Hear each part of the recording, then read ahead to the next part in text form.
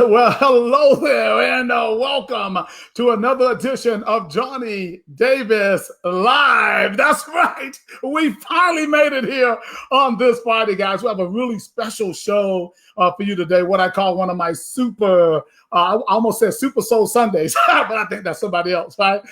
Super Summer Interviews, guys, with the one and the only Mr. Joe Corley. And if you don't know who that is, you're getting ready to find out a lot about this man. He is an icon in martial arts.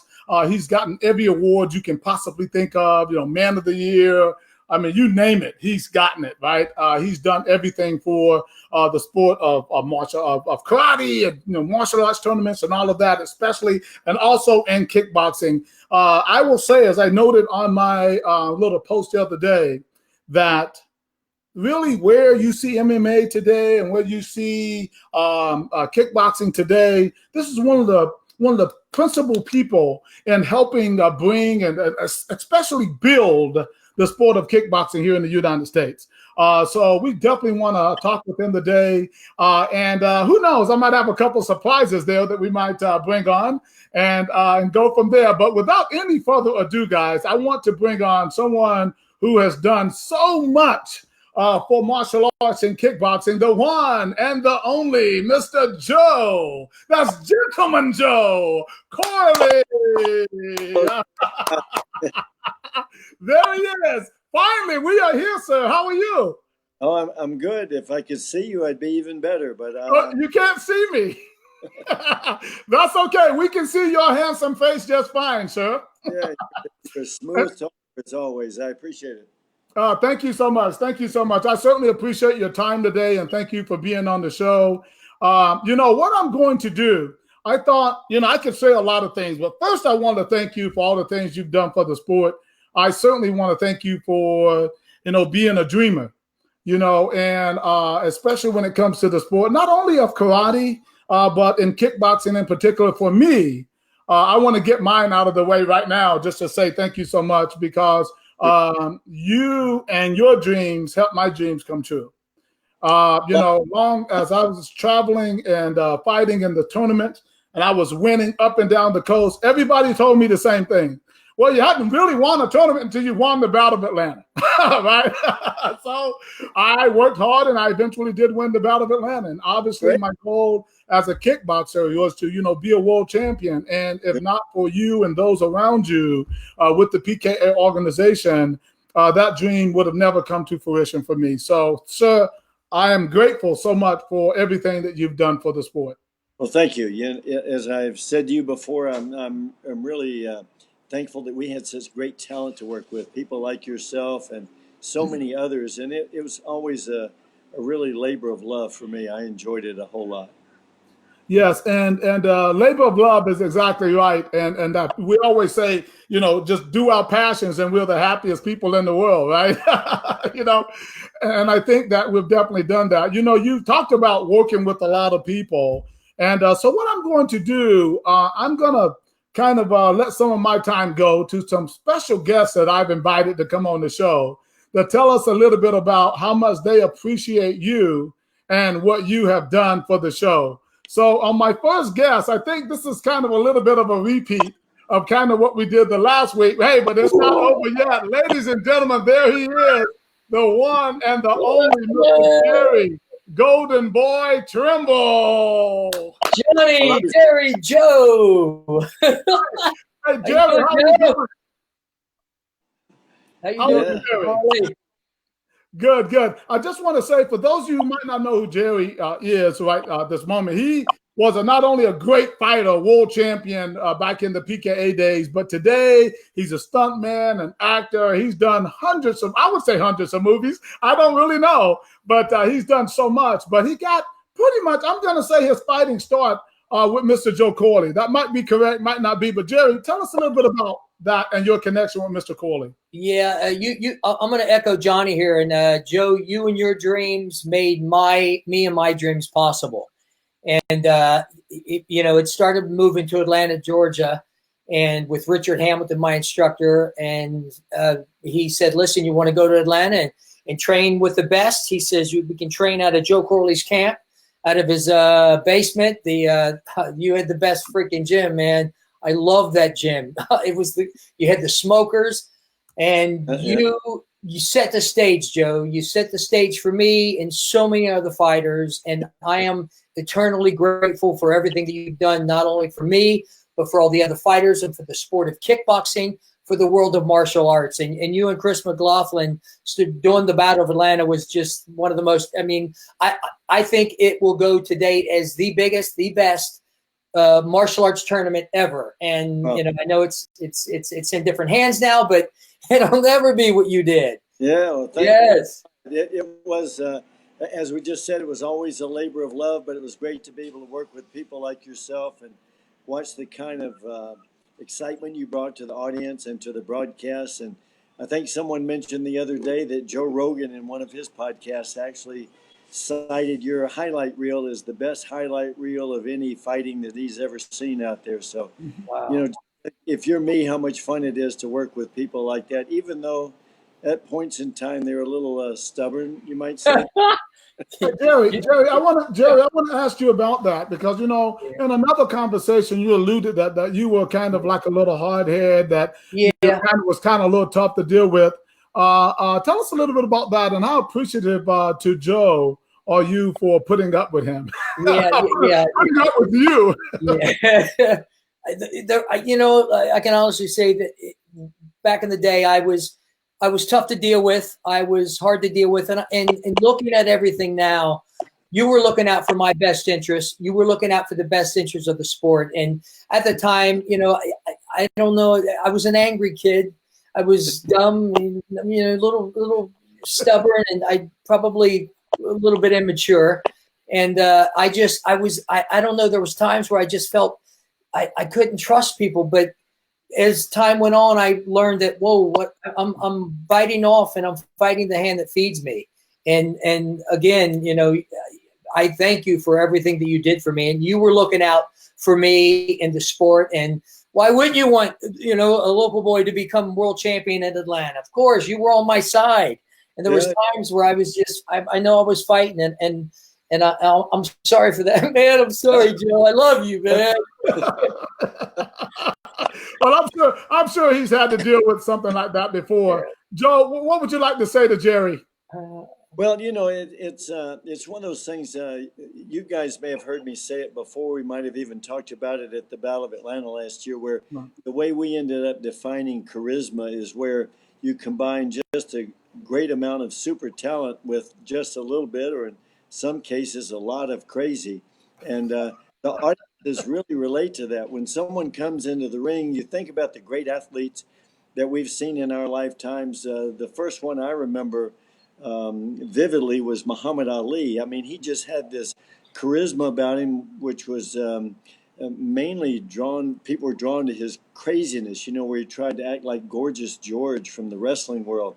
But he could do it all. He could talk, and he would say things like, you know, if you even dream of fighting me, you better wake up and apologize. And he would say things like that. And then after that, I remember Joe Namath, you know, from Alabama, who went on to play for the Jets, and he actually predicted for the first time ever how he was going to beat the Colts in the Super Bowl. So that's charisma. Those are people that are a little bit crazy, and you can still see Joe Namath on television today and tell that he was and is crazy.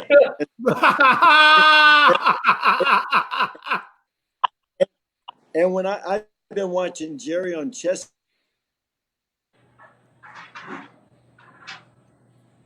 Oh, we lost some audio on you, Joe.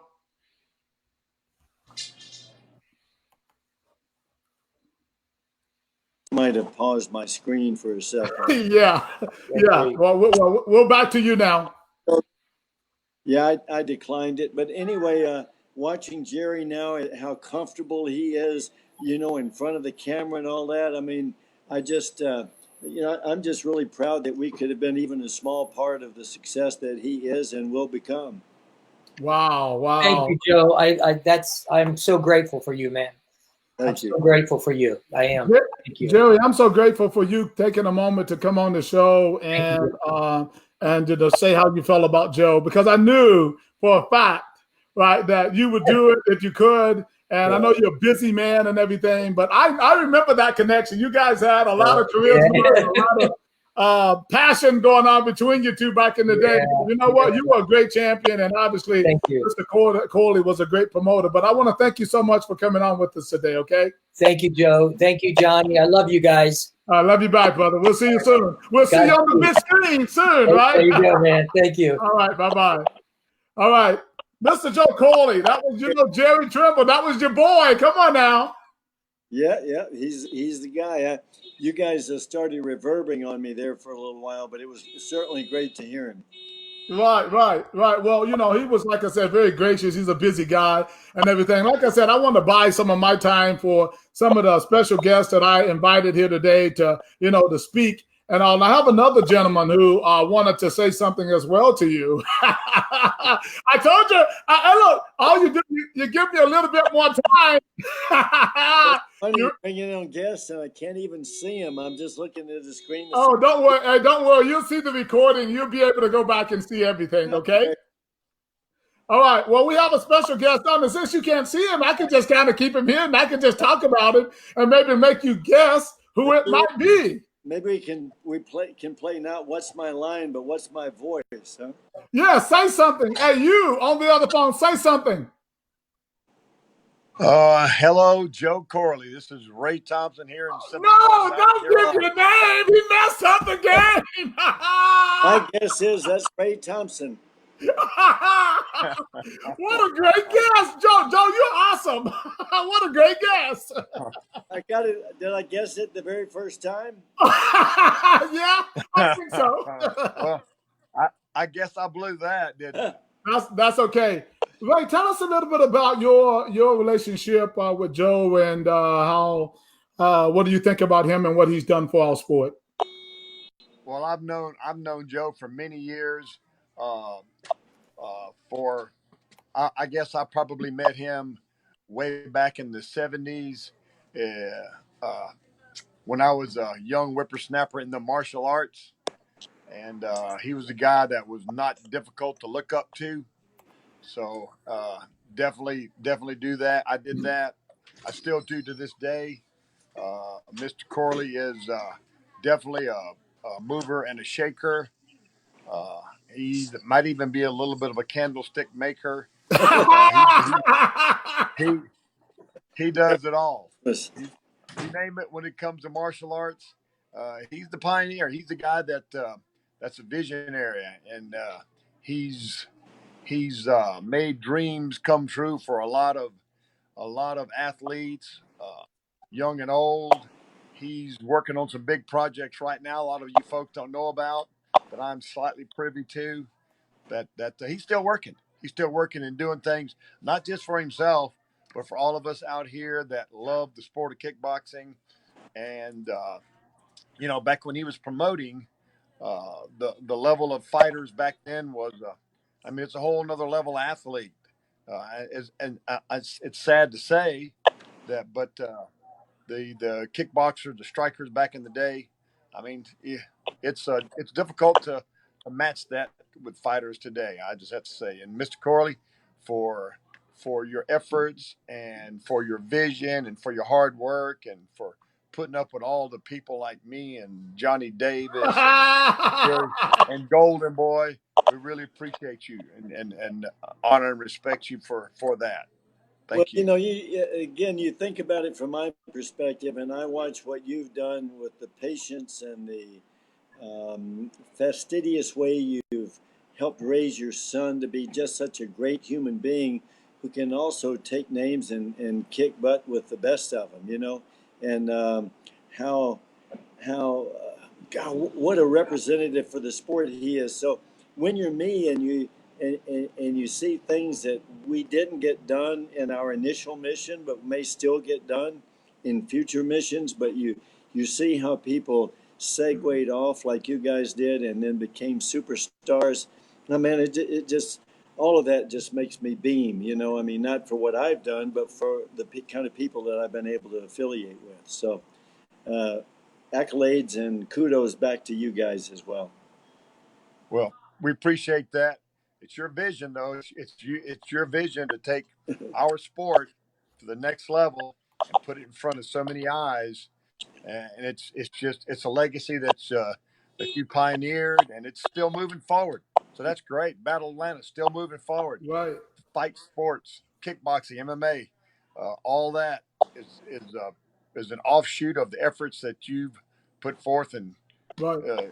we And did it can't thank you enough. and did it at a high level as well. He did it at a very high Very high level. level. Yes. Yeah. Mr. Ray Thompson. Mr. Ray Thompson is the owner of the Simpsonville School of Martial Arts. Has a huge gym. Actually, he's building a really big one over there right now. So we're glad that he took we are so glad that he took a moment. He's taken a moment today to speak with us and give a tribute to Mr. Joe Corley. Mr. Ray Thompson, thanks so much for coming on the show today, sir. Honored, and thanks for the invite. And Mr. Corley, proud of you, sir. Thank you, I'm Mr. just glad to know you. Likewise, and he was reverbing all through that. I don't know what he said, but it was good to hear your voice. Thank you so much. Tell him to Stephen for me. Yes, sir, I will do. Thank you. Bye-bye. All right, good. Yes, like I said, it could just be the phone, but I think it's coming out okay, and we will definitely check it out on the other side. Okay. Yeah, normally I would be hearing it on my side, and I'm not hearing it right now. So I think we're pretty good. We can certainly hear you. So what did you think about your surprises thus far? Oh, those were great. When you say thus far, does that mean there's more? Oh, did I say thus far? No, I want to take a few moments to ask you some questions, and really I can make this interview real long, but I'm not. I have a lot of things I want to talk to you about because I wanted to pick your brain, but I knew that they were very busy, and I wanted to make sure that I got them on and stuff like that, and then kind of go from there. I've always been curious about your connection with the PKA. And how it came on board with the Battle of Atlanta, because you were not doing kickboxing at first. Let me go back a little bit farther than that. What was it about the karate tournaments and the sparring that made you think that maybe kickboxing, it was time to maybe do kickboxing? Well, the short story version of the history is that the PKA's first world championships in the LA Sports Arena happened in September 1974. And they were really the brainchild of Joe Louis when he was working with Mike Anderson. So Louis had a connection with a man named Tom Tannenbaum, and Tom produced it for ABC. So the very first World Championship came on ABC. I was only 9 months out of spinal fusion at that point in time. I had my spine fused in December of 73, and then in September of 74, wow, is when that first World Championship had. And so they had me in as one of the judges. And it was in that event where Bill Wallace and Jeff Smith and Joe Louis and Isaiah Duenas won the first 4 world titles. Wow. I had been back in the gym at that time. After 6 months after my surgery, I couldn't do anything but walk around in a corset. But I had been back in the gym for 3 months, starting to stretch and move around, and I'd gotten back in with the boxers, and they started beating me in the head. And when I saw them fight that night, a spark came in me that said I needed to challenge Bill Wallace for the world middleweight title. Yeah, I figured the Battle of Atlanta would be a great time to do that, and that would, of course, be 7 months after they had that. Oh, okay. It was then when so if you imagine this, think about how bright this is, Johnny Davis. You were a fighter and now you're a promoter. Think about this. In your very first full contact fight, you think it's a good idea to go 9 rounds with Bill Superfoot. And not only do that, but promote the event and do it in your hometown where you could just, be embarrassed, yes, to the hilt. So that was, in hindsight, probably not the greatest idea that I ever had, but it was a spark that made me feel that one day our sport could be as big as other sports. And then, of course, what Dana White has done with the UFC is in selling it for $4.2 billion.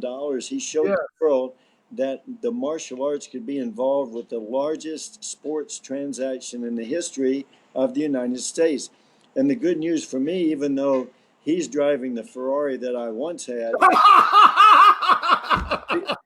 the good news for me is that it showed that I wasn't crazy all those years running around, because it was around 1979 where we came to the reality, or I shouldn't say the reality, but we came to the conclusion that our sport could be as big as any other sport out there.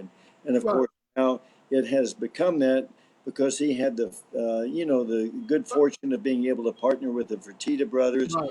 They had the kind of money that other investors in sports have to make things happen. So anyway, that's how the kickboxing got started at the Battle of Atlanta. Yeah, and I definitely want to ask you a little bit more about that a little later, but I certainly feel your pain when you talk about how he kind of like essentially repackaged kickboxing and sold it as MMA, and he's done well. I got to say, but I think the future is still bright for our sport, so I won't give up on it. I want to digress for a moment, because I want to ask you about something that a lot of people have been a little confused about in the letters of the PKA. Tell me what they represent, what they supposed to represent, and what do they actually represent? Are you talking about Professional Karate Association, Professional Kickboxing Association? Yes. Which one is it, or is it both? Well, it could be both. At one point in time, when I ended up in litigation with our former partners in the PKA, when they violated our shareholders agreement, Mm-hmm. we entered into a federal lawsuit during that time. Okay. And, the long story short of that is, when it was finally settled in 1989, we decided to have the PKA just act as a promotion company and just operate under the name PKA, but originally the name was Professional Karate Association. Right. Now we're branding the association itself as PKA Worldwide. And so PKA can be whatever you want it to be. I got it. UFC is Ultimate Fighting Championship, but they don't say Ultimate Fighting Championship over and over again. The NBA is the National Basketball Association. NFL is the National Football League, but rarely do they actually have to talk about it. So our objective is PKA Worldwide, and PKA Worldwide can be involved with the sanctioning of point tournaments, like the Battle of Atlanta. It can be involved with the sanctioning and promotion of full contact events, or what we call PKA style kickboxing. Sure. So it could be any of those things. So at the beginning, it was specifically and on purpose Professional Karate Association. For years and years, I fought the word kickboxing, because at the time it was tied in more with the Muay Thai, the leg kicks, and was very, very brutal compared to what we were doing. Mm-hmm. And many of the sponsors in those times poo-pooed us, even in the karate tournaments, by saying it was too violent. So by calling it kickboxing, we cut off a whole group of advertisers. And I moved to New York in 1983 and spent a year there pounding the pavements of Madison Avenue, trying to get the corporate sponsors that we needed for PKA. Right. In 1983, they still thought it was just too violent. Interesting. The UFC finally, like wrestling did, showed the advertisers that they had enough eyeballs watching that even though it was violent, it would be okay for them to do it, to advertise with it. So that's the problem we had on ESPN. We were only on CBS every 3 months. That's where CBS first hired me to do the commentary, and I did the commentary on Bill Wallace's retirement, not retirement fights, all of his fights up to his retirement in 1980. And because we were on sporadically and we were on Wide World of Sports, we weren't really affiliated with sponsors in that time. But our ratings on those networks were just incredible. NBC, CBS, ABC, Showtime, Turner Sports, USA Network. Those are all the networks that we were on, and they all got just great ratings with us. But that inured to the benefit of the network and not to the PKA's benefit at that time. Right. Well, I think that there's a lot. There's so much intertwined in those statements there, and I'm certainly going to try to pick a little bit of that out a little bit later in the interview. Hopefully, you will allow me the time to do so. But when you talk about some of the PKA champions back in the day, we just had one on, Jerry Trimble. you know, and a lot of great things to say about him. But I'm going to just pick a couple names out of the hat. And I'm going to ask you to say their names, and you tell me maybe a little bit about them and what you thought of them, perhaps as a person and as a fighter. Is that okay? Absolutely. Let's start with Mr. Jerry Rome. Jerry Rome was one of Sam Chapman's black belts, and he ended up moving to Atlanta. Larry Black had come to Atlanta. Keith Vitale had come to Atlanta. Richard Jackson, Howard Vanderbeck. And so we had a really good group of South Carolina talent working for us in our Joe Corley studios in Atlanta. And then when I started working with the boxers and our trainer Asa Gordon and the Korb brothers, Jim, Larry, and Gary Korb. Oh, wait a minute! You work with Asa? You work with Asa Gordon? Yeah. Oh, yeah. Yeah. Oh, wow! He was a legend. Yeah, we're the ones that brought him into the kickboxing world. And then Jeff Smith came down and trained with us. Bill Clark came up and trained with us. Steve Shepard made a few appearances, but he wasn't really influenced as much by Asa as all the other guys were. But we started working with them. Jerry did, and then Jerry was like he was like to our sport what Muhammad Ali would have been to boxing. Jerry would have been the kind of fighters. You'd show Jerry an advanced move, you know, like let's say slipping outside a jab and countering with a rear hand uppercut. So, and you would teach that to him on Wednesday night, and he'd use it against a world-rated fighter on Saturday night. Wow. It was incredible the way that would happen. Jerry had some problems that were tied to his youth, and those things held him back some. But as far as the talent and all that was concerned, he was as gifted an athlete as ever was in the sport. Wow. Okay, great. How was he today? Have you seen him lately? You know, I have. He was in town about 2 years ago, invited me to lunch. It was his birthday, and he drove down and wanted to say thank you and had a little bit of a speech, kind of like we just heard from Jerry Trimble. Yeah. Sorry, I caused you so much trouble. But, you know, as we all get older, I have to do the same thing. I have to go back to people and tell them I'm really sorry that I acted the way I did when I was 18, 19, 20 years old. Because all the way from, 16 to 25 or so, you figure you know most everything. And then after that, you really begin to believe what Tony Robbins says, which is that once you're old enough to know better, you look back and look at all the things you thought you believed 5 years ago, and you realize you're an absolute idiot at 5 years. Exactly. When you're 30, you look back at 25, 35, you look back at 30. I mean, what if I knew when I was 35 what I knew right now? I would have done a lot of things differently. Well, what do you think about Mr. Bob Thurman? Bob Thunder Thurman was incredible. The way we wrote that copy for Thunder and Ice before the Terrio fight, he was a linebacker in college. He rode Brahma bulls, so it was no surprise that he fought the way he did, where he just came straight forward and was just hammering everybody. But he had great kicks, he had great punches, he put it all together, and he had a heart bigger than the state of Texas, and just a great guy. He's doing really well on the professional speakers circuit now, and he and I get to talk about every couple of months now. I will tell you, that was one of my biggest disappointments that I didn't get a chance to fight him. I really wanted to. Whether I would have won or not, that's another question. But I had this guy up on my wall forever. I trained. I slept with a picture of him in my bed. I wanted him so bad. And in fact, you remember one year I was at the battle. I took 5,000 flyers and put Bob Thurman and Rick Rufus on the flyers, and I challenged them. Remember? I still didn't get the fight, but that's okay. That's okay. But he was an awesome fighter. What about? I know how much respect you have for this one man I'm getting ready to name. You mentioned him a little bit earlier. Obviously, he was one of my idols as well, and still is a great guy, Mr. Bill Superfoot Wallace. Yeah.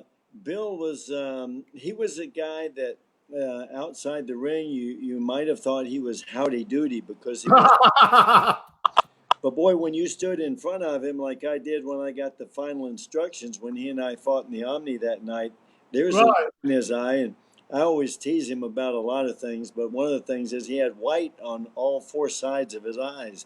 And so he's staring. What does that mean? I don't know. My corner guy, Duke Tershell, a good friend of ours, was mad at Joe Louis at the time. He was staring at Joe Louis, and Joe Louis was smirking over Wallace's shoulder. So Wallace is a guy in short terms that rose to every occasion that anybody ever put in front of him. And, I have a picture posted on Facebook now where I had a strategy, and it was to step inside Wallace's sidekick, and not many people could do that. Right. My strength was my timing. So I noticed that when he would do full contact, he would stomp his front foot and then slide in, as opposed to just picking his leg up and pulling his back leg as he did in point karate. So I did that in the first round, and the very first time he did it, I stepped inside. I threw a picture perfect left hook, but I looked up in the audience to see where his head was going to land. When I did, I missed his head, and he never repeated that mistake in the. So problem was I didn't have a plan B, because I expected he would just keep making that same giveaway mistake, and he just stayed outside and just peppered me. Yes. For the rest of the fight. And that fight is on YouTube. Isn't that fight on YouTube? It is, and it was shot. My partners at the time, as brilliant as they were, Johnny, they offered Chris McLaughlin to me. Jerry Trimble mentioned him about the Battle of Atlanta, but they offered us the great deal of allowing us to keep 10% of the Battle of Atlanta, and they were. I love your sarcasm. This is awesome. And they would only take 90%. And then after that brilliance, they didn't spend one plug nickel on doing video of the fight that day. So it only exists on Super 8 film. Wow. Wow. Nobody knows which round was which round, because nobody, in those days they were trying to save the film, and so they wouldn't leave the camera running. They would start it at the beginning of the round. You wouldn't see the round girl going around to say what round it was. Right. They might not even have hired a round girl. I don't know. I don't remember seeing one. I think back on it, seems like I would have remembered a round. Well, that's awesome. That's awesome to hear that. A person too that I know that fought a lot of your karate tournaments. I think he might be having some pretty tough times these days. Mr. Steve Anderson. Everything before Steve Anderson was Reverb, but are you asking me how I think about Steve Anderson? Yes. Yeah, I think he was just a very smart fighter. He saw what it took to win. He trained hard. I believe was an athlete that had a lot more skills than we normally saw in the ring. I believed he used the bare minimum that he needed to win, but he was as good with that reverse punch as anybody on the planet. We have one of our fights that we still have on video was him fighting Tony Young a couple of times for the Grand Championship at the Battle of Atlanta. And he did a few things there that showed you what a good athlete he was, not only as a puncher, but as a kicker.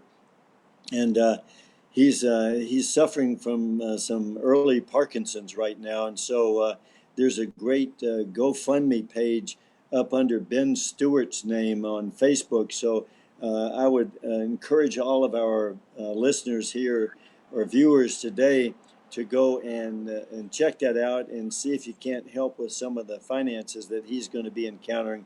This is obviously a malicious neurological disease to have, and so if any of you guys that can help our man Steve Anderson would be great. Well, what was that GoFundMe page again? The friend of his, the Canadian friend of his in Canada, is Ben Stewart. And it's on my Facebook page. It's probably on Jeff Smith's Facebook page and a number of others. You should be able to find it. I don't know what it's called off the top of my head, but I know you can find it through Ben Stewart out of Canada. Well, great. Well, definitely. So to type in probably Steve Anderson at GoFundMe, you can probably come across that, guys. Let's help him out. I think I put something about it on my timeline the other day and everything. And we have a lot of people out there that or a debt of gratitude to him, because he really was a very good athlete. And he was like #1 in the country for like, I don't know how many years, but for a very long time. Very long time. I think when it's listed, it might be listed as Steve Nasty Anderson, because that was his ring name, Nasty Anderson. Right, right. I want to digress a little bit for a moment about when it comes to, you alluded to it a little earlier, Mr. Corley, about the MMA. And one of the stances that the PKA has always had was about kicks above the waist. Looking at where low kicks are dominant today and high kicks are very rarely found or seen, what do you think about that stance today? Well, I think there's a couple of ways to look at it, and I'll tell you the way I choose to look at it. The man that had MMA legalized in Georgia, as you know, the UFC was having trouble in those early years of getting it legalized in the various states. Regulation, yes. The brothers got involved. They hired Mark Ratner, who was the head of the Las Vegas Athletic Commission, and he went around the country and with his and the Fertitta brothers and Dana White's help, they put together a set of rules that convinced people it would be more safe than they once thought it would be when they're calling it no rules. And the attorney here, Mike Carlson in Georgia, that put together a great treatise. He said all of the sports in America would have the rules revised in such a way as to increase the offensive moves in the sport, whether it's football, basketball, or whatever it was, so that the scoring would be better. So in kickboxing, one of the most exciting things you would know as someone whose nickname is Superfoot is the kicking, right? So imagine where you have rules which allow you to destroy the athletic limb of the person who can make the sport most exciting. One point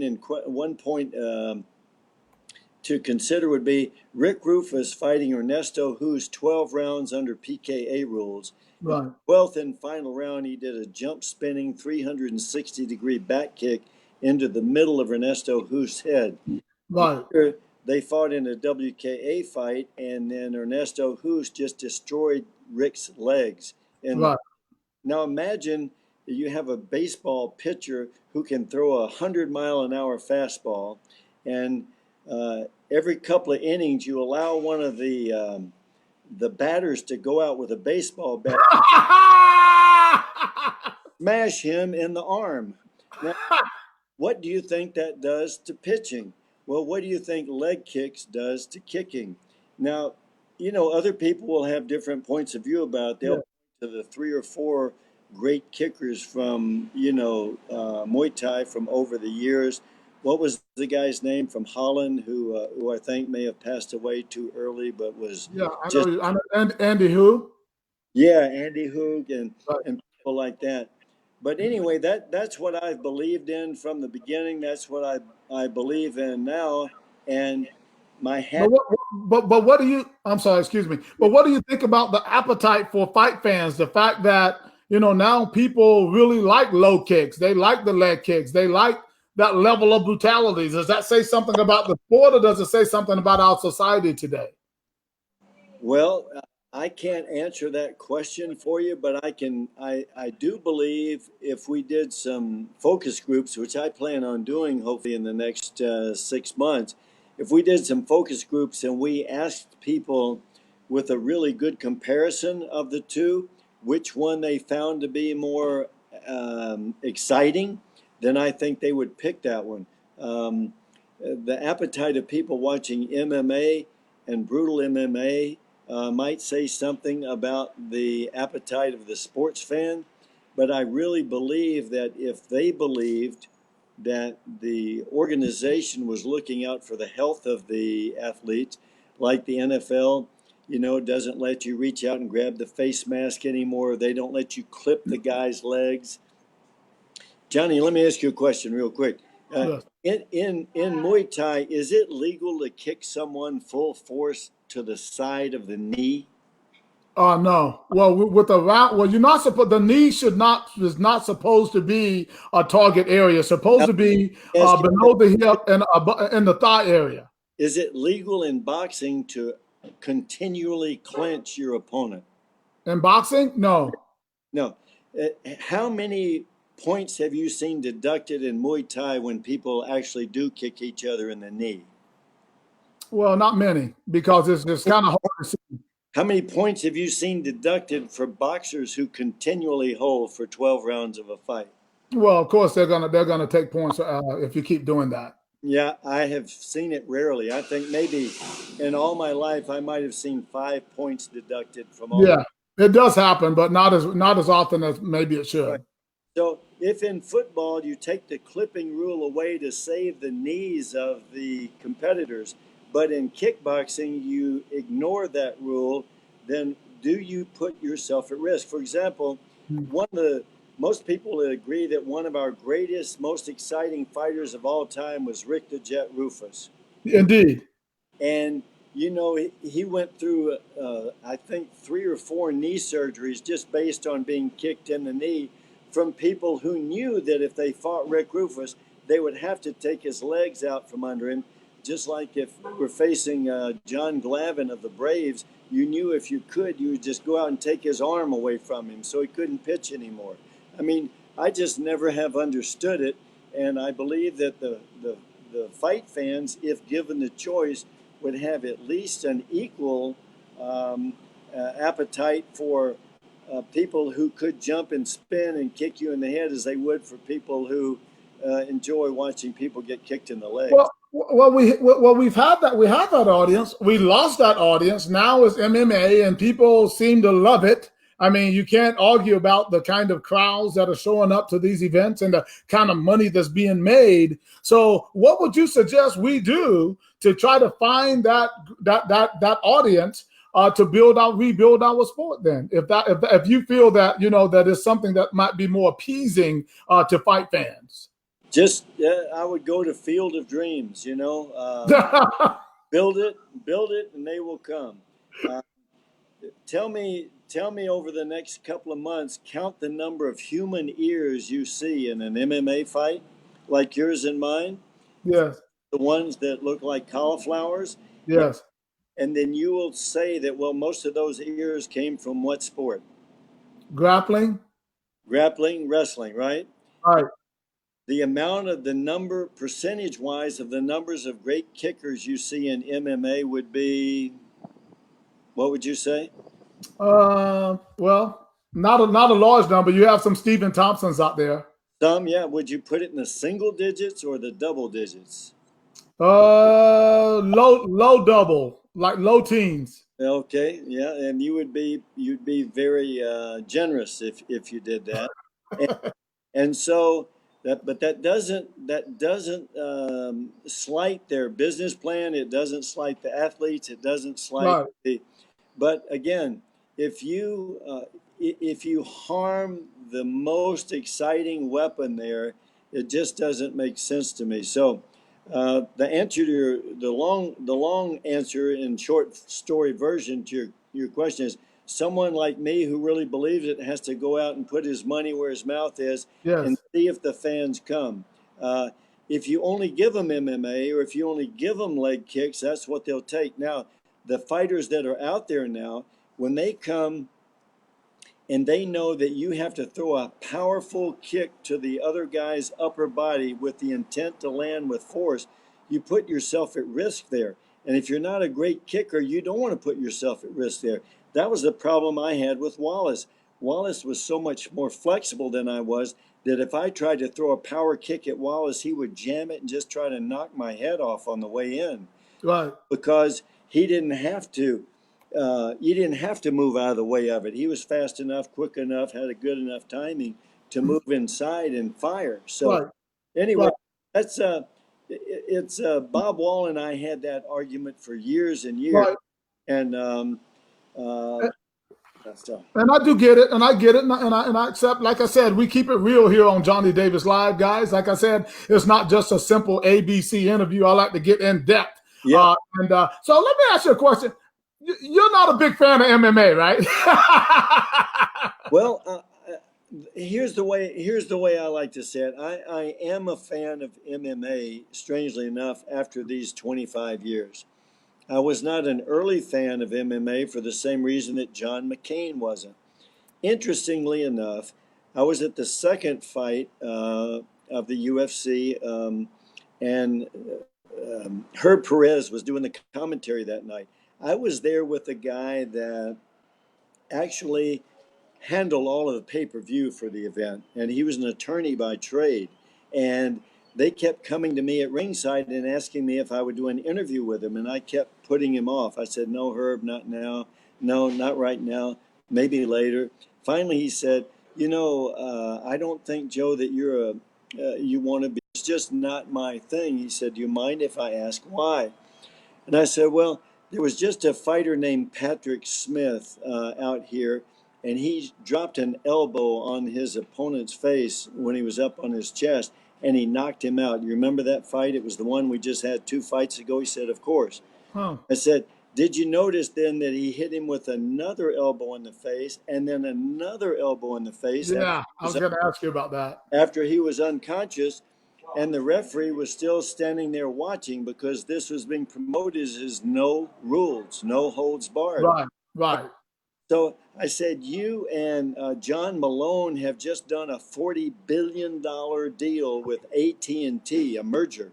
Right. It'd be like if you and John Malone were in a deposition 6 months from now, and on the other side of the table were the family of this deceased fighter." And he stopped me right there and said, "No one's ever died in this, have they?" I said, "Well, the fact that you asked me that question is pretty scary, isn't it?" And he turned as white as a sheet. Now, Jim Brown had done an interview some months before that with the New York Times, and it really blew up all over the place. Mm-hmm. I met Jim Brown years ago. He tried to introduce me to the guy, the guy that funded all the closed circuit telecasts in boxing, as a possible investor in PKA, and he just wasn't ready for it at the time. So we went into the party that night afterwards, and the guy says, "Jim, I want you to meet Joe Corley." He says, "I know Joe. We worked together before." He says, "Joe thinks we need rules in this. What do you think?" Jim Brown said, "Man, if we don't get rules, we're going to be dead." And that's when the rules started. Now, that predates, of course, Dana and all those guys. Right. But this, we're talking, 1994 there. And so from 94 to 2001, John McCain had kicked MMA off television, so they grew at the rate of the internet. And you have to remember, at our heyday, we were just before Al Gore invented the internet, right? So, I tell you, I think your next job, you need to be a comedian, man. So we had to buy all of our advertising. So the MMA grew at the rate of the internet, but they were dead. They were on their deathbed in 2001 when Dana White and Lorenzo came in and bought them, and then made the investment they did in making it work. But imagine if our investor had not walked away at the end of that fight, and we had been alive from 1994 to 2001, think how this world might be different now. Right. Now, I basically went and curled up in a fetal position with 20 years of work having just blown up in my face when a woman at Showtime promoted that fight between Terrio and Rufus, and did such a poor job that our friend Jay Larkin, rest in peace, we lost him a few years ago to cancer. He did a 50,000 online survey there to find out why our event didn't do so well, and it was tied directly to that woman's promotional work there. Wow. And so if it just destroyed me, Johnny, for 9 years actually. And on the day that I came out of my shell, I called Spike TV and I said, "Guys, I'm ready to go back on the air." They said, "We wish you had called us 3 months ago. We just made a deal with the UFC." So timing was just off, but it's happened the way it was supposed to happen, and we lived through it. And let me ask you a question. I'm gonna go back and forth in this area because I know your time is precious. But let's just say if you were able to get the big backers or the sponsorship, get another TV deal, and frankly, Mr. Corley, I'll be honest with you, if anybody can do it, you still can. I believe that. But let me just say this. I believe that, but would you be willing to bend a little bit when it comes to the rule sets? When it comes to the what? The rules, meaning that like the leg kick thing, I mean, I understand what you mean, but it is so popular today to be able to kick to the inside of the thigh. Is there, and this is only, you can answer it however you want, but do you think there's any area in there where you'll be willing to adjust at all? Well, not in my PKA rules, but I would not be against putting together on the same card people that kick the way I want them to and the people that refuse to learn to kick like that. Oh, you call it a blatant refusal. Say it again. You call it a refusal to kick that way. Yeah, refusing to because either they're not capable, like I wouldn't have been capable of ever competing at the level that Bill Wallace did with kicks like that. But And so I might have refused it too, you know, because I'm tough enough to want to go in there and have someone kick me in the legs and I'll kick them in the legs. So if I didn't do it, it would be that I refused to do it, which Right. would be another way of saying I can't do it. But rather than saying that, I just refuse to do it. Got it. Hey, you know, I want to kind of switch gears here for a moment, but one of the things that's always been interesting to me, one of the things I'm starting to try to push for, campaign for, is about the rounds. What do you think about the actual distance, the amount of rounds that these guys are fighting? Whether it's in MMA, they're doing 5 rounds, but particularly in kickboxing or Muay Thai, they're only fighting 5 rounds for like world title fights. You know, back in the day, we were fighting 12 rounds. What do you think about that? 3-minute rounds? Right. What do you think about that, though? So do you think there should be more rounds, or is it okay the way it is? Well, I believe that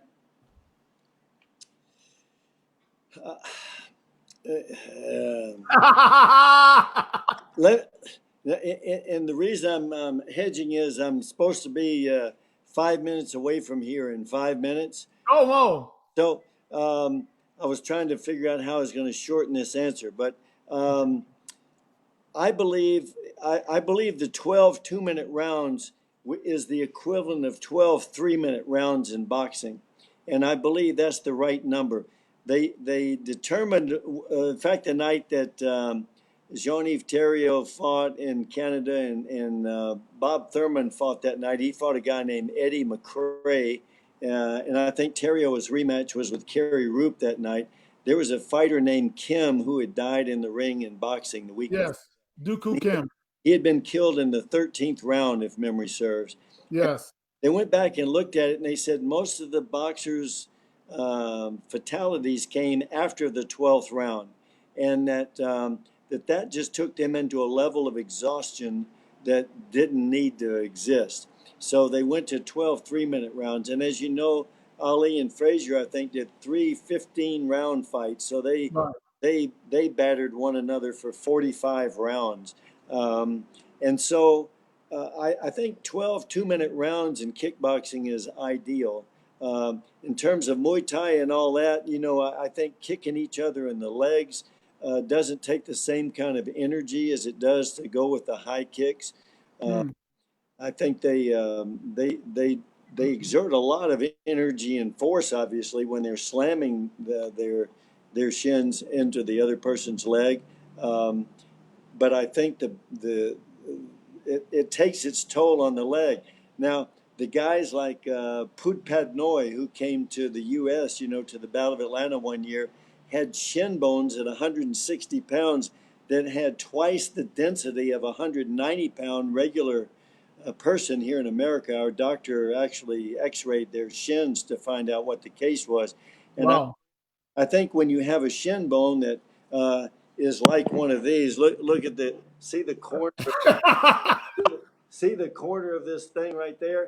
Imagine you know, something like that hits you in the leg or you kick it and he checks it with that, then, you know, that's going to slow down the fighting, you know, like I was talking about what would happen with the baseball pitcher. But from a safety perspective, and I think from an excitement perspective, and comparing it to professional boxing, I think 12 rounds is good. If you have to kick 8 times in every round, that's for one fighter. That's an average of 15. Every 15 seconds, you have to throw a powerful kick. And if you have 2 people doing it, that means you have to see at least 2 powerful kicks every 15 seconds. Yes. You know, people like you would kick a lot more than that, so we'd get to see more of the exciting kicks that way. I know you got to go, but I wondered if I can squeeze in a couple of questions. Is that okay? Yeah, absolutely. I'm going to try to do something here. You think it'll hurt if I hit my button here and send a text to somebody? Will it switch me? Yeah, it probably will pause, but you can give it a try. Okay, let me do just a quick thing here. I'll be okay, right. That'll be fine. That'll be fine. You go and do that. Just 1 second. As you can see, we're speaking with Mr. Joe Corley there. He has a lot of things to say. I tell you what, this is exciting. I'm actually enjoying this conversation. He has a meeting that he's trying to see can he reschedule a little bit so we can continue our conversation and all. And I certainly want to hear more things. I have a lot of questions for him. I know he has to go. Actually, frankly, I have to get on the road in a little bit myself, but I won't miss out on this interview, that's for sure. So I certainly want to talk with him just a little bit longer if he has the time. We always want to thank our sponsors, Blackout Fight Gear, for all they do in Eastern Offset Printing for all of our printing supplies, etc. Let's check back in with Mr. Corley now and see if he's ready to go. Okay, I think he went out there for a second. Perhaps he will be right back on as soon as he's done with his call there. But some very interesting points of view there when it comes to the fight game. I definitely think he has a lot of good information, and I think that something we can all listen to. You know, I know that this is an MMA culture today. I know there's a lot that's going on where people might not agree with this, but, you know, back in the day, you know, the high kicks was something very, very popular. It was a lot of fun.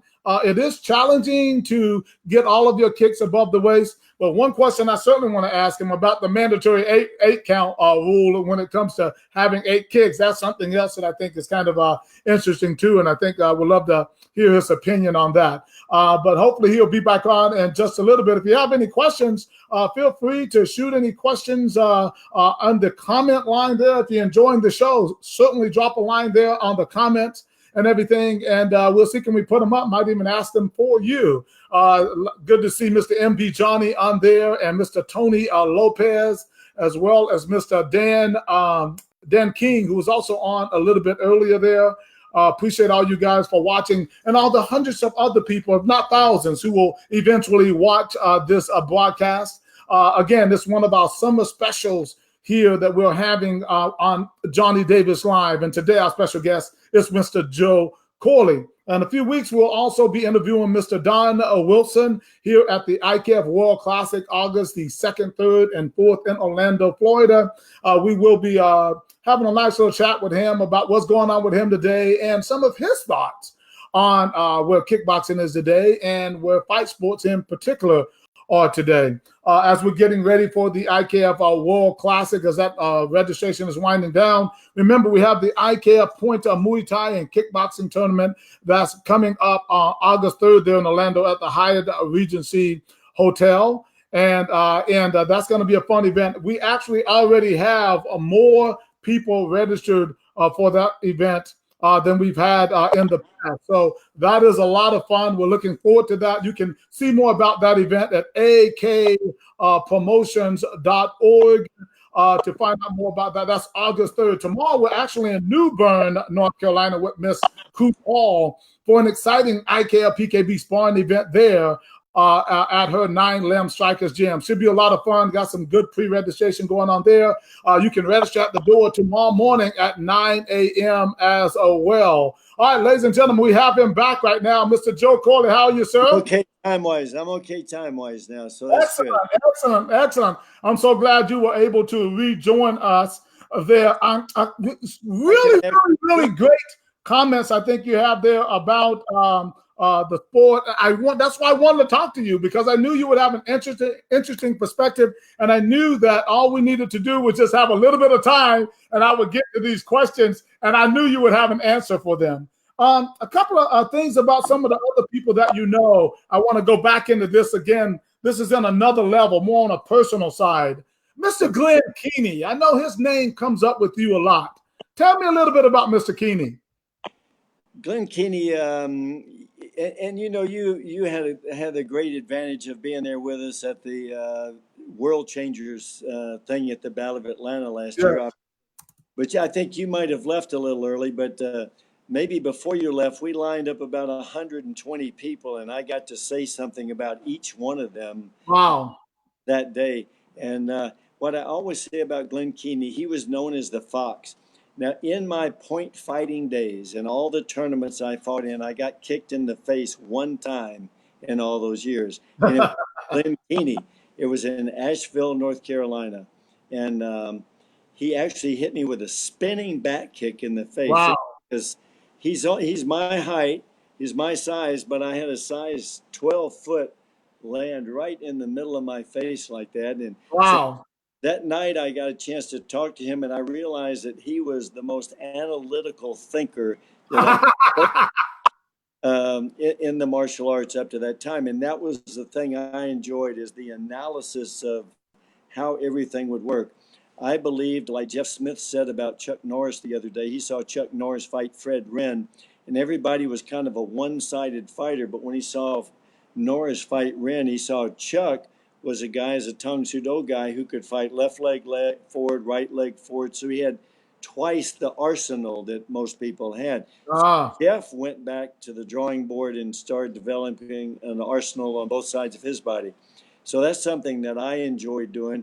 I was more interested in doing well than I was in winning, which was kind of different than the way most fighters were.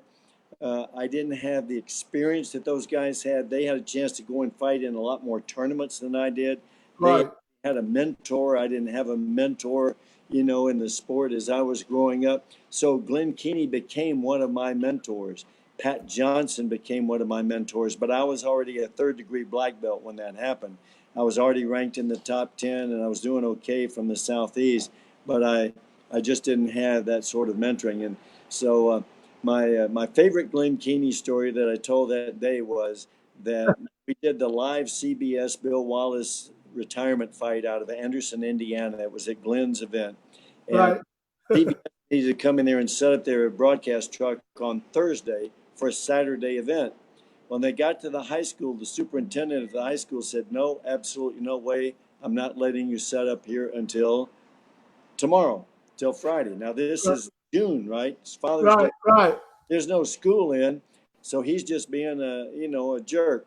So the producer tries to bribe the guy, tries to do everything. It won't work. So they called Glenn Keeney and said, "We don't know what to do. We need to be set for the live broadcast." So Glenn goes over, and he brings with him a lady of the night. And the lady of the night leaves the premise with the superintendent. And when he comes back, the whole TV truck is set up. So he was a guy that just got things done, is the kind of guy he was. That is so funny. Well, I know someone who's been a longtime friend of yours, and I'm not really sure about your relationship with him today, but Mr. Keith Vitale. Yeah, Keith and I posted yesterday, just as a matter of fact, his new reel. Last year, Jeff Smith and I received an Icon Award out in Las Vegas. We got it there with Randy Couture and several other people. And so this year, Keith is getting the Icon Award. So I posted yesterday a reel of all of his great action footage. And we're working together. I'm helping him get some investors for his movie on Daniel Boone that he's doing. And he and I were in North Georgia just 4 or 5 weeks ago scouting locations to shoot it here in Georgia, build the fort there, build all of the things in the great North Georgia scenery. So Keith came to Atlanta from South Carolina. We had him train or teach in one of our schools. And so the 3 years he was with us, he was ranked #1 in the country 3 years ago. He was the kind of guy, if you showed him something to do, he would go and work on it and make it better. And then trained such great fighters, everybody from Tony Young to Jerry Prince to you name it. I mean, what about Joey Shiflett? How does Joey Shiflett fit into that? I'm not really sure. I know Joey Shiflett was in the South Carolina area. I don't know if he was directly associated with Keith or not, or if he was more associated with Mike Geneva. I really don't know that history up there, but. Right. And Keith has done such a great job, as you know, with the South Carolina Hall of Fame. They've gotten the governor and everybody else involved in that thing up there. And it's just so Keith does everything first class, and he's married to my former assistant, Kathy. Oh, wow. Okay. She's Kathy Wright, Farmer Vitale, and I couldn't be happier for either one of them. They're just people, both of them. Well, I didn't know they were that close. I tell you, I mean, that was really close. I was curious about. I know that you have brought his name up a couple of times, I believe. What is your relationship with Mr. Chuck Norris? Well, you know, when we had a Korean working with us for 4 years. And he did what a lot of people do, which is try to gather up all your students and go somewhere else.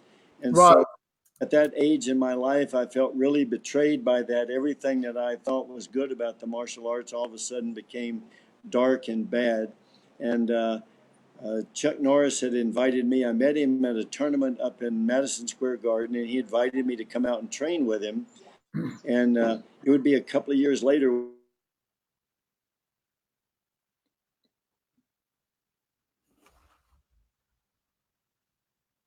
Ladies and gentlemen, looks like he had a call come in. I think paused his phone there just for a moment there. We got to cut that off. I think he's back now. Let's finish up that conversation. What were you saying? I think you got a call. So I went out to California to accept Chuck's invitation. And when I got out there, in the meantime, he had a student named Steve McQueen. And Steve McQueen had convinced Chuck that he needed to go into the film industry on a big time basis because Bruce Lee had brought him in originally, and Steve McQueen convinced him to do that. So now he was getting very busy. So he introduced me to Pat Johnson. So Pat Johnson really became my mentor, but I was able to train in a lot of Chuck's classes, got to meet and hang out with Garcia and John Natividad and all those guys. And really learned the kind of fighting style and strategy that would become what I would use then from, say, 1972, but only for another year. It would be the next year, and my final match was actually against Glenn Keeney at Jay Will's tournament in Columbus, Ohio, where he beat me again. He outfoxed me there. But during that time, for example, I fought Bobby Tucker in a match in Bobby Tucker, wow, great name. Yeah, I fought him in a tournament in, you remember David Adams from up in the North Carolina area.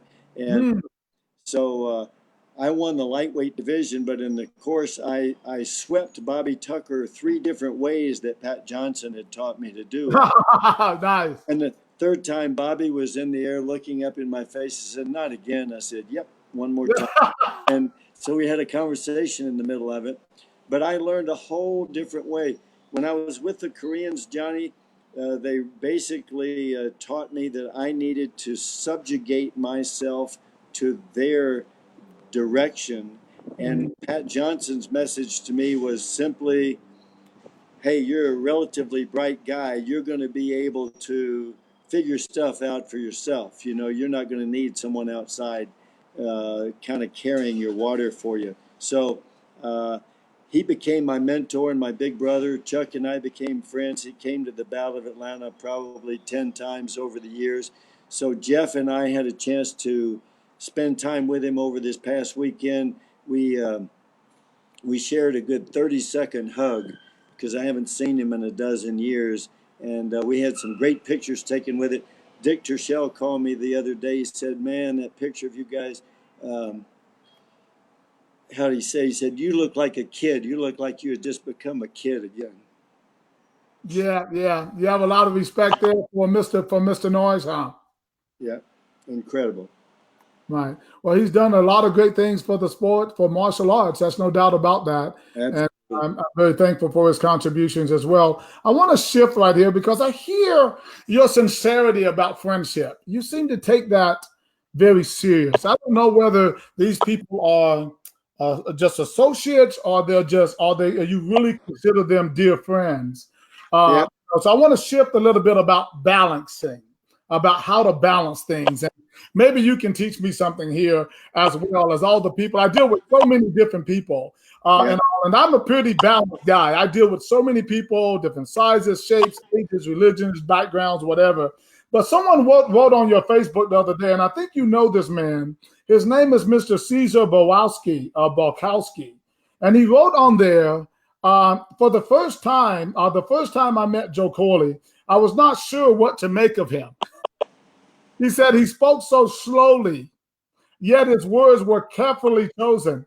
He wore, I think, an ostrich skin cowboy boots and a large glistening gold Rolex. He said, now nearly 40 years later, we still disagree on a few things. Politics, no comment. Yet, karate-wise, promoting martial arts for any group or association, he champions all. He is not just a friend, but a constant inspiration. He's not just a martial artist. He's a martial arts guy, but a world changer. Respect beyond words. Yeah. What are your thoughts on that, about those comments? Well, I don't know what the boots were made of. They were gray. I bought them in Texas. I think they were snakeskin, actually. I never had a big glistening Rolex. I had the presidential, the Rolex presidential watch. It was a silver and gold, and I had it for a number of years until I lost it one time. But I don't know. Probably compared to him, he's a Canadian and he talks a little faster than I do. But he seems to have a lot of respect for you. I don't know that. Yeah, he does. He does, and it's likewise. I mean, he has umpteen schools there in northern Toronto. To see what he is incredible. They have just tremendously good quality black belts out the gazoo. But I think with respect to friendship, when I was doing some counseling back in the mid '90s, I had just read Stephen Covey's book, The 7 Habits of Highly Effective People. Absolutely. And I had grown up in a dysfunctional family. Both my parents were alcoholic. My dad died when I was 10. My mother and I had just a terrible relationship, for the next 9 years. In fact, she moved to Seattle to get away from me. Oh my goodness! She looked at the map and said, "How far can I get away from?" Oh no! That's the honest to God's truth. And so I was, I wasn't mature enough to understand the loneliness. Just keep it real. Yep.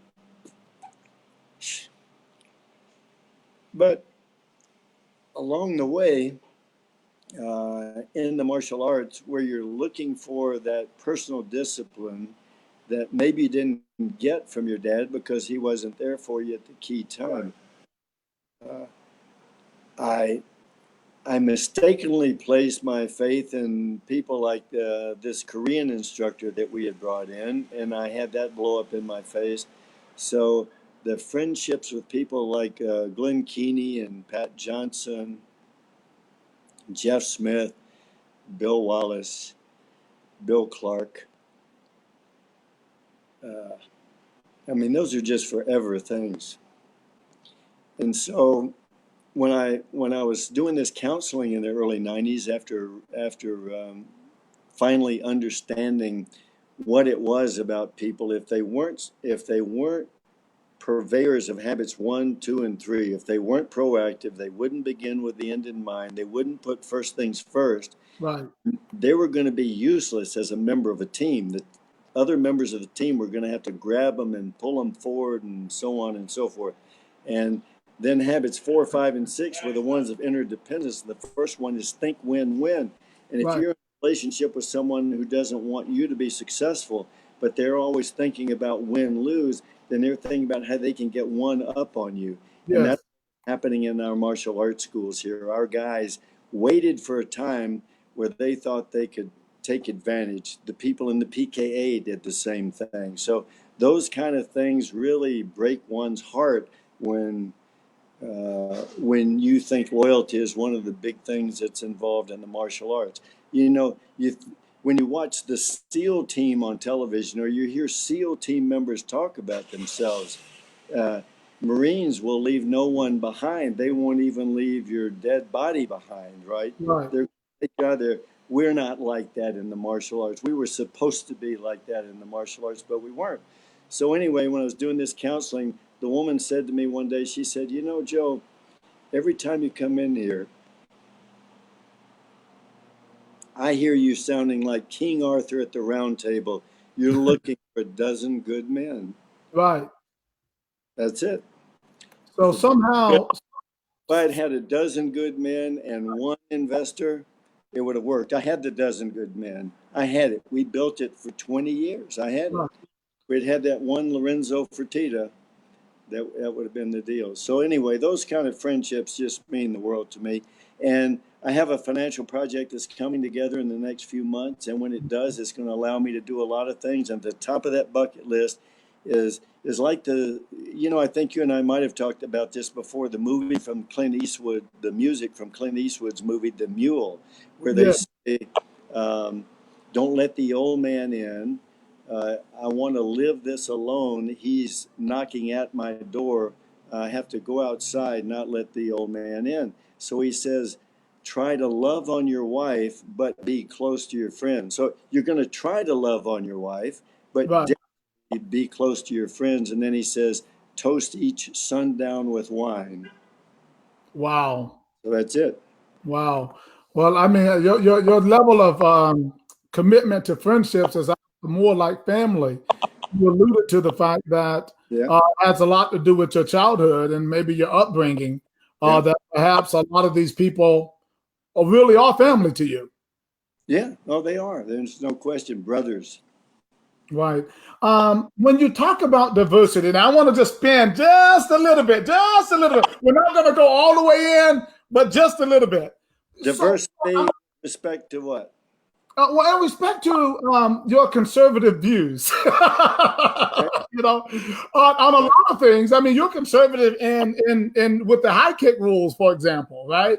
But sometimes when I hear some and I read some of the comments, and like I said, I deal with so many people, it doesn't matter because I love all people. It doesn't matter whether you're black, skinny, gay, lesbian. I don't care. I just love people. As long as you're not trying to kill me, right? You're good, right? Sure. But I'm just wondering, how do you balance friendships with differing opinions from you? Let's say right now, since the climate is a little difficult, the political, not to talk about politics, but in the political climate, how do you balance that about what sincerity is when it comes to having a friend that might have a different opinion? Going back to that person who made the comments, Mr. Caesar Bukowski, he still loves you.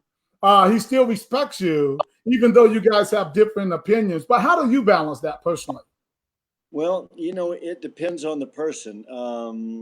I have to segue a little bit in that answer. Pat Johnson gave some great advice before.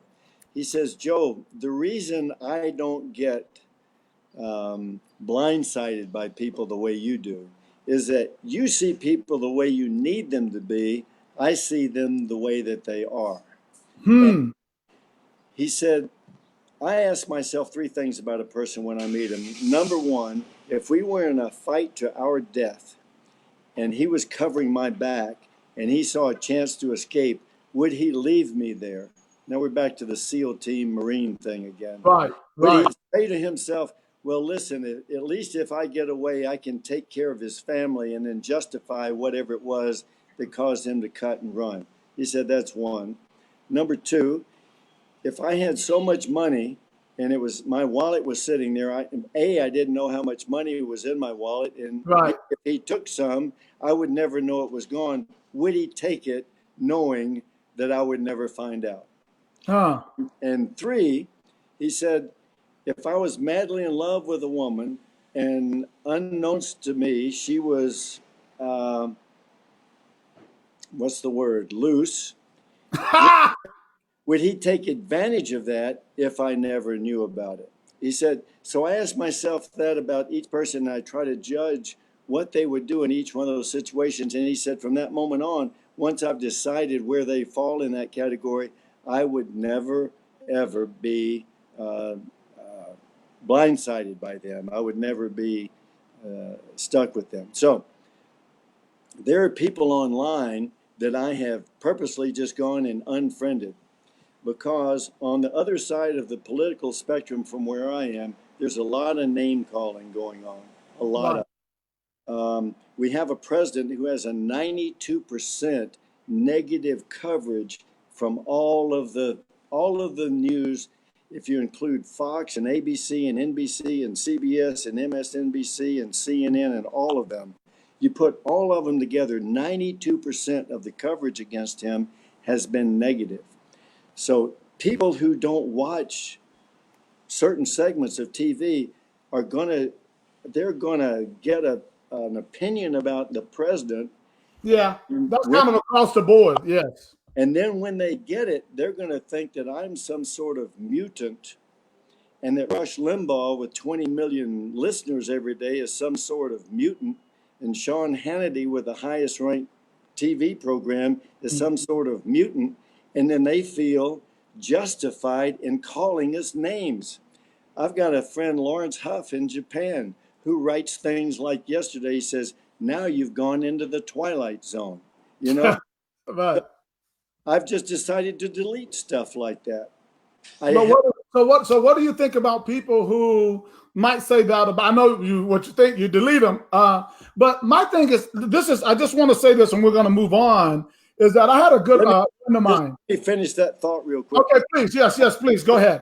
I have a friend like Tayari Casal.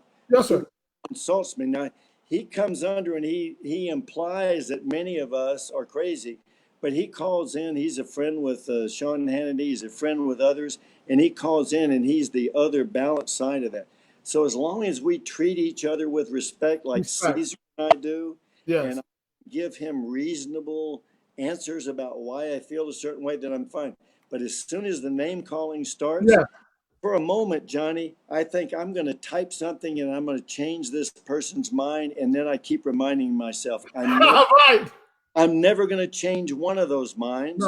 No. Time on this planet is finite. I'm at the end of the first half of my life. I've got to live the next half of my life and not be concerned with buffoons. So, Well, I will tell you, like I said, the other day, I had a friend of mine, somebody who works with me and everything. And, and I have a lot of people around me who are big fans of the president. And it is what it is. I still treat everyone with respect. But he put on Facebook and he said, anyone who supports Nike, wears Nike, anything with Nike, they're traitors to the country.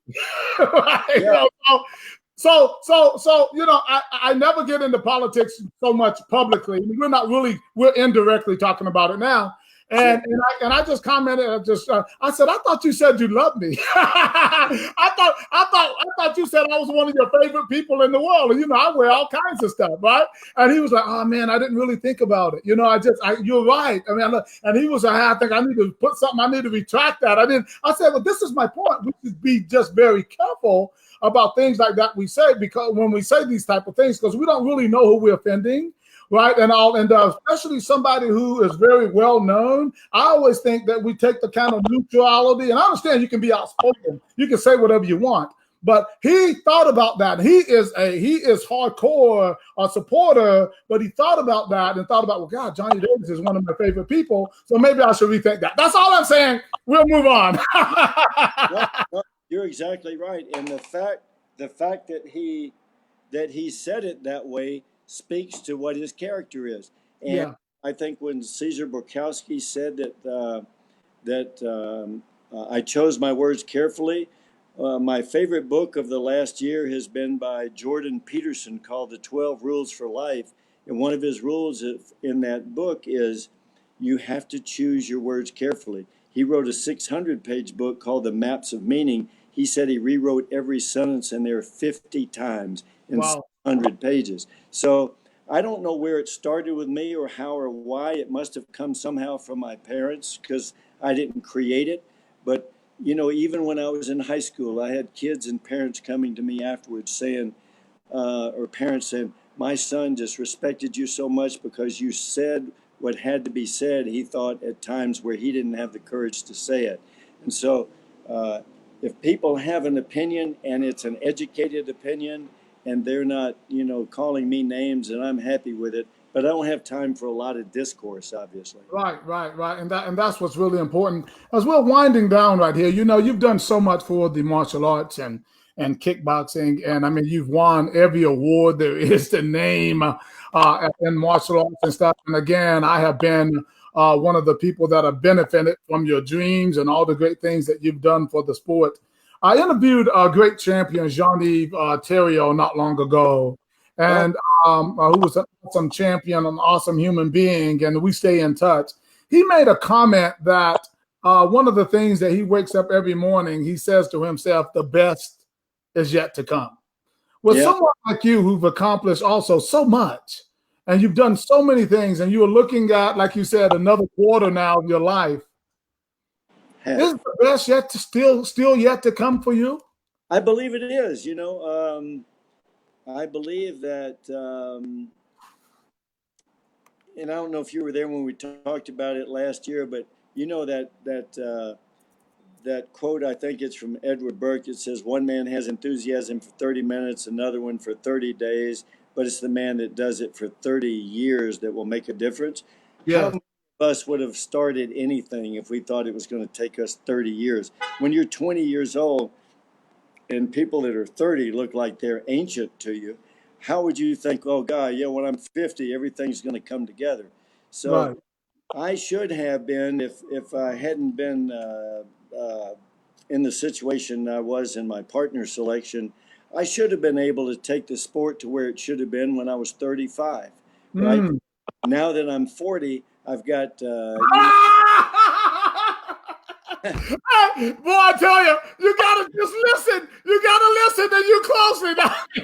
Hey, the answers are always there. You just gotta listen. Anyway, as you were. I've got to accelerate. So I'm going to accelerate, and it feels like all the things have come together. I don't know if you listen to Joel Osteen or not, but he often makes the point that some things come together that you won't see the fruit of for 30 years.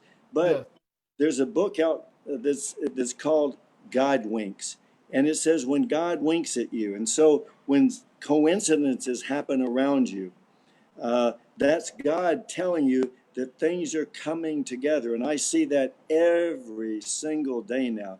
Relationships, this guy knows that guy, and this guy knows that guy. I mean, uh, just one deal. Jim Thomas, a close friend of mine, one of my three best friends in the world. He's a name I didn't mention before, but Jeff Smith introduced me to him. He graduated #1 in his class, William and Mary. He goes to his instructor there says, you're going to fight a kickboxing fight in 2 weeks, and you're going to fight a man named Jerry Rome. And Jerry Rome, you will beat him, and you're going to fight him 5 rounds. And so Jim Thomas calls Jeff Smith. He says, do you know Jerry Rome? He says, yes, I know him very well. He says, should I fight him? He said, you absolutely should not fight Jerry Rome.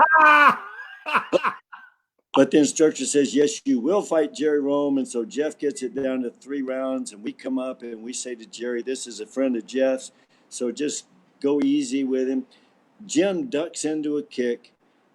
It TKOs him and so forth. Now, take that, set it aside. Some years later, he comes to Atlanta. Right. I get into this legal battle with my partners, and he's with one of the largest law firms in Atlanta at the time. Now he's with the largest law firm in the world. So he represents me in the case out there. Meantime, the UN ambassador, Andrew Young, says to Evander Holyfield, you need to have a law firm representing you in Atlanta. So he brings him to a law firm. Wow. A year before that, Evander Holyfield was the sparring partner for Jerry Rome getting ready for the Brad Hefton fight. And he was in Asa Gordon's gym sparring with Jerry.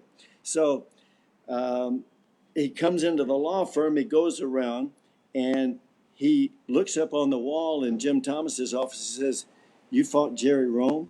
And he said, "Yeah." He said, "Then you're going to be my attorney." He said, so that happened. So now, some years later, Evander Holyfield is fighting Mike Tyson.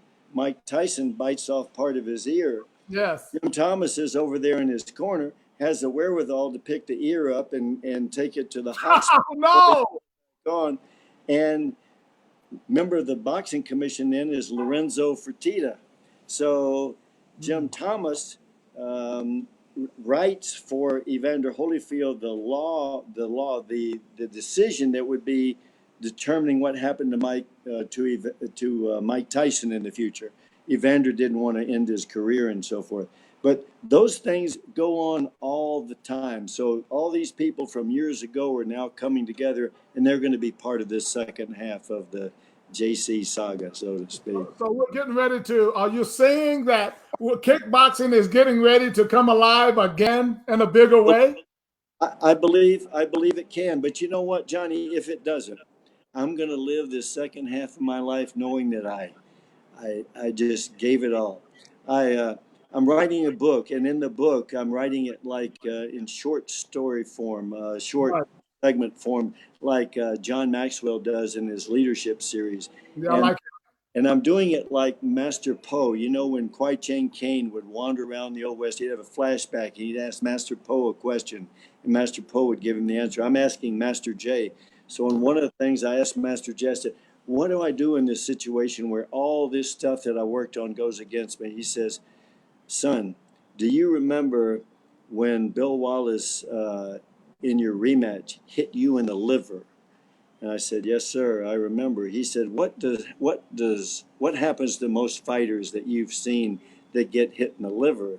I said, well, he said, what did you do? I said, well, I saw Bill Clark had up two hands. One of them was his shriveled hand from where he got it cut off. Oh.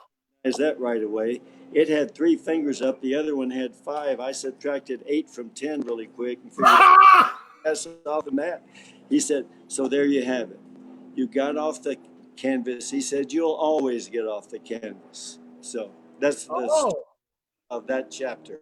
Well, I think that's some good inspiration there for a lot of fighters out there. I think you can do whatever you want to do. I think you've proven that with all of that experience and everything. I think that perhaps the best is yet to come. You know, that might be something that we can look for. I will certainly look forward to it. And if I can be of any assistance to you somewhere down the road, just let me know. Whether it's just coming on the show and talk about whatever your project is or whatever it might be, just certainly let us know. Let me ask you a question in our final question here. Do you have a lot of regrets about how things have been thus far, although you've accomplished so much? You know, I would be lying if I said no, that I don't have regrets. I guess what I regret most is the fact that I saw so many ruptured partnerships along the way, where, as Pat Johnson said, simply, you see people the way you need to see them. You don't see them the way they are. And so I wish I had been able to figure that out earlier, so it shut down a good portion of me. So the regret is that, I'm with a beautiful third wife now, and so our divorce rate in the martial arts was well over 200%. So I don't feel like I'm singled out in that, but I think I could have given back to people closer to me more than I ended up doing, while I was counting on people who really weren't worthy of counting on them in that way. And, when you and I talk before, we can talk about Howard Hanson stories. We can talk about other people that where I just wasted time. And I wish I had all that time back. Right. Well, you know what? I think that's a valuable lesson to choose your friends wisely. Oh, no question. Yeah. And they don't even have to be friends. They're just associates or whatever. Yeah, choose your business partners wisely. Yeah. Right, right. Well, like I said, you know, you never know where you might end up, and you might do some more great things for the sport. I'm betting on you, Mr. Corley. I think it's going to happen. That makes me feel like $1 million. Awesome, awesome. Well, look, you know, I am so good. I am very, look, I know you took extra time. I took extra time today. I'm going to upload this to my YouTube channel as well. So anybody wants to see this will probably get hundreds and hundreds of views, if not thousands, in the months to come. So I'm appreciative for you to take the time. And I'm glad it's in the summertime because I have a little bit more time to do this, even though I'm getting ready to get on the road right now for an event tomorrow.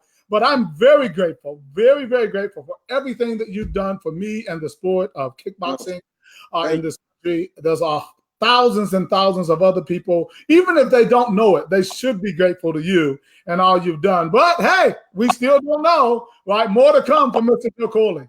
That's right. Yeah, they should thank Joe Lewis. You know, you've got that Joe Lewis Eternal Warrior Award. He was our kickboxing. He imbued so many of us with a kind of a spirit that has helped us. So, I mean, you just look at your own struggles, your own life, you know, how many people are there like you that are out there that we can look to and say, man, we really respect what they've done. Thanks. Well, I really appreciate you, sir, and I total respect for you. Thanks so much for coming on the show today, and we hope to talk to you again real soon. Yes, sir. Take care. Mr. Joe Corley. Thanks so much, sir.